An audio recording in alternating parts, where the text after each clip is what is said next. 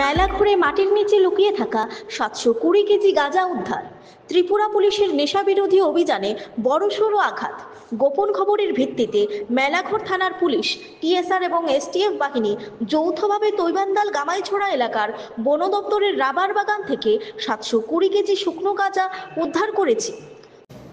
কারণ এটা সমাজের জন্য খুবই ক্ষতিকারক। কোনো না কোনো জায়গায় এটা সমাজ শেষ হয়ে যাচ্ছে, পরিবার শেষ হয়ে যাচ্ছে। আর কাজেই আমি তাদেরকে এটাই সতর্ক করতে চাই যাতে তারা ইমিডিয়েটলি এইসব কাজ থেকে বিরত থাকে। আদারওয়াইজ কিন্তু আমরা যেখানেই পাই আমরা আইনত ব্যবস্থা নেব। চোরা কারবারের উদ্দেশ্যে মাটির নিচে ড্রাম ও প্যাকেটে লুকিয়ে রাখা হয়েছিল এই বিপুল পরিমাণ মাদক।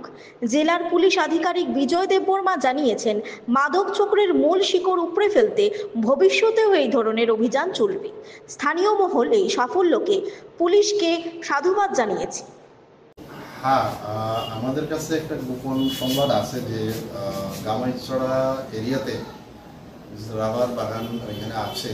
এখানে আমাদের কাছে গোপন সংবাদের ভিত্তিতে আমাদের এখান থেকে স্টাফ যায়। এখানে আমাদের একটা স্পেশাল টিমও আছে। এটা আমরা যৌথভাবে টিএসআর এবং পুলিশ মিলে ওইখানে রেড করি। রেড করার পরে দেখা গেল ওইখানে একটা বাগানে, রাবার বাগানে